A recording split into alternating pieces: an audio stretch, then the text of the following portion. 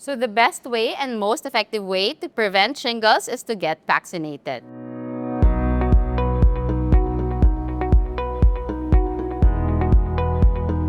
Hello everyone, it's me, Samantha Purvor, and we're back with a new episode of Let's Talk Wellness with Watsons. Our topic for today is all about shingles, a serious disease that commonly occurs in adults over 50 years of age and those who are immunocompromised. We're going to learn what it is exactly and what we need to take it seriously, as well as how to prevent it. But before we get into that, please follow us on Facebook, Instagram, and TikTok, and subscribe to our YouTube channel. And don't forget to share this episode with your friends and loved ones later to help encourage awareness. Our guest doctor for today is a dermatologist who has experience treating patients with shingles. So everyone, please welcome Dr. Reyes. Hi, Doc. Hello, Sam. Hello, everyone. Doc, I actually noticed that not a lot of people are aware of shingles. What is it exactly, and why must we take it seriously? So to put it simply, shingles or herpes zoster is a reactivation of the virus that causes chickenpox. We must take it seriously because it can bring about complications that most people are not aware of. Okay, so basically it's a reactivation of the virus that causes chickenpox. But chickenpox is common in children, right? Yes. So if that's the case, why do you think people need to know more about shingles now? I think that people are not much aware of shingles because it happens most commonly to those who are aged over 50, and because chickenpox is actually the precursor of shingles, that's why chickenpox is more known to people than shingles. So, Doc, how serious is shingles and how contagious can it be? So shingles is a self-limited rash that actually resolves in a few weeks. But it can become quite serious because it can lead to serious complications. The severity often depends on the patient's age, it's their health, and also the specific nerve involved. How contagious can it be? Simply, the varicella zoster virus is active or present in the fluid-filled blisters on an active shingles patient. So anyone who comes in contact with the blisters may be infected with the varicella zoster virus. So, Doc, what exactly are the signs and symptoms of shingles that we should watch out for? The common signs and symptoms of shingles would initially be pain, burning or tingling, sensation in a localized area, followed by a red rash that begins a few days after the pain, and progressing to become a fluid-filled blister on the same area. Other symptoms would be fever, headaches, body pain, and some itching.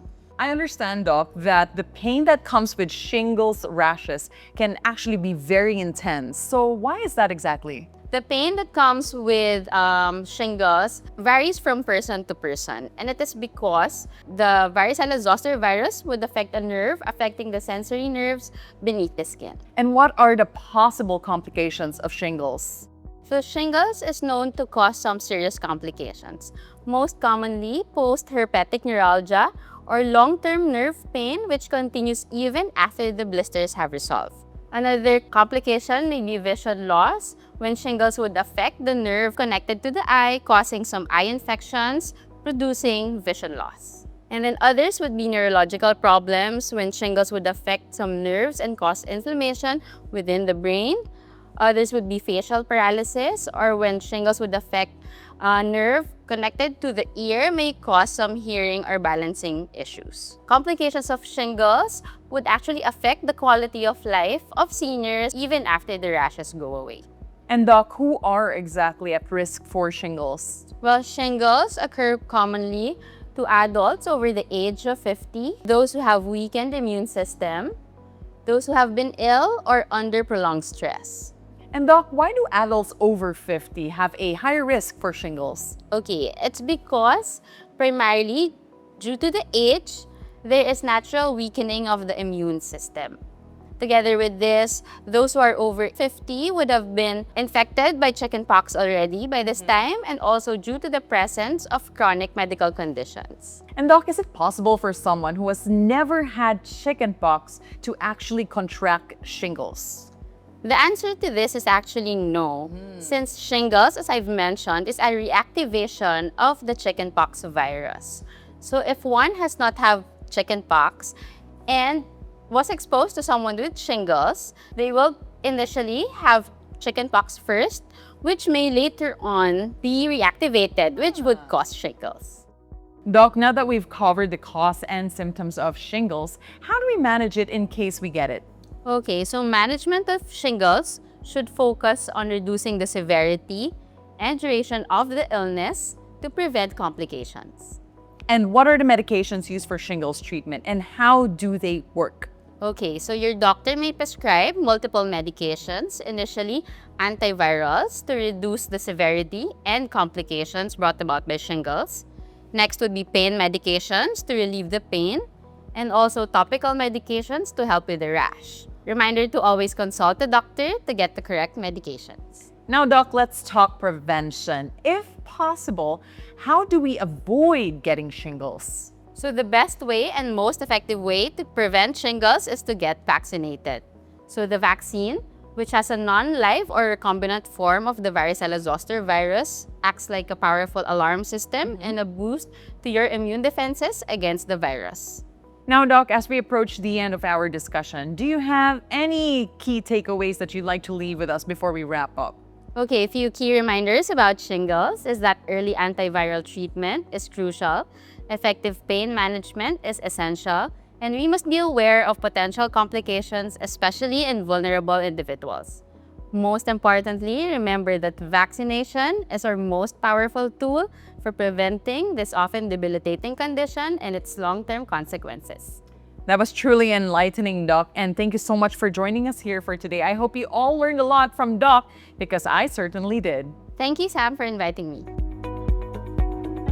As with other preventable infections, it's really important to be able to understand the risks of getting shingles, especially when you're over 50 or if you're immunocompromised. And to help us remember what we've learned from Doc earlier, we invited our Watson's pharmacist, Rachel. Hello, Sam. Hello, everyone. Gabi, no? Ang dami palang pwedeng maging complications ng shingles. It's really so much more than a rash. And ikaw ba, what part of our discussion with Doc earlier did you find most compelling?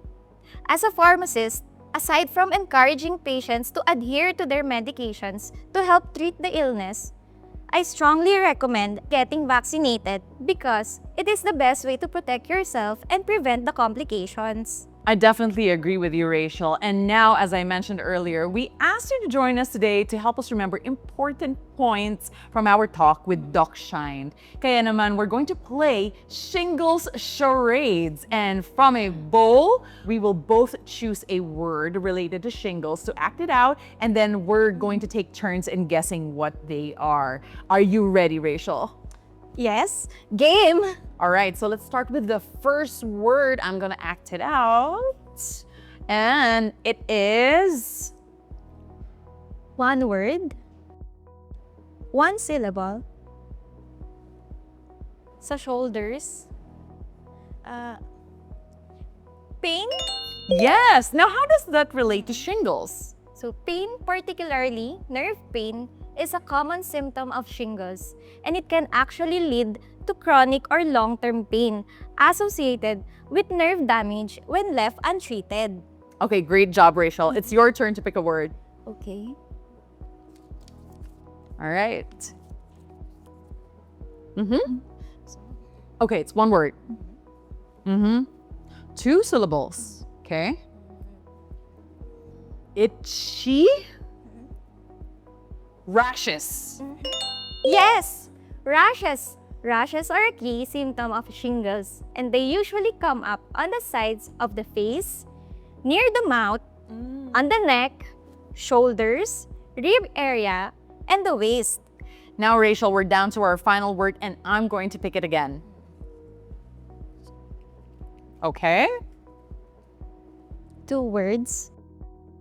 First word, two syllables. Second word, one syllable. Is it the eyes? Vision problem? Vision loss.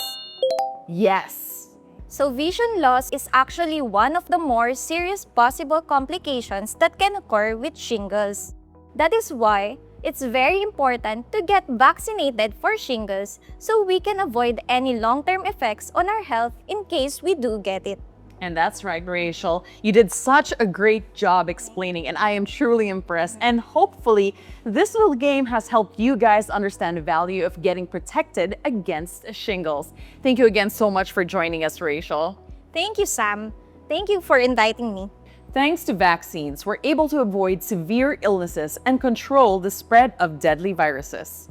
And fortunately, these days, we don't even need to go to a hospital to get vaccinated. That's right, Sam. If you're eligible for the shingles vaccine, you may book your vaccine appointment via call at your nearest Watson store or by scanning the QR code on your screen now.